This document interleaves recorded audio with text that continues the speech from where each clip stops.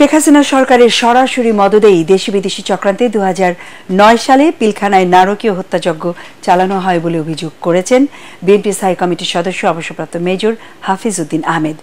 নিরপেক্ষ তদন্তের মাধ্যমে দায়ীদের খুঁজে বের করে দৃষ্টান্তমূলক শাস্তি নিশ্চিত করতে অন্তর্বর্তী সরকারের কাছে দাবি জানান তিনি।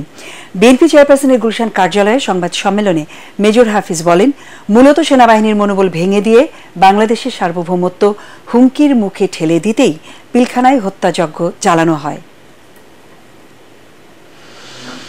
যে দেশপ্রেমিক সেনাবাহিনীর মেরুদণ্ড ও নৈতিক বল ভেঙে দেওয়ার জন্য এবং জাতীয় নিরাপত্তা এবং সার্বভৌমত্বকে মারাত্মক ঝুঁকিতে ফেলে বাংলাদেশকে একটি ব্যর্থ, অকার্যকর, নতজানু রাষ্ট্রে পরিণত করার জন্যই এই হত্যাকাণ্ড সংগঠিত করা হয়েছিল।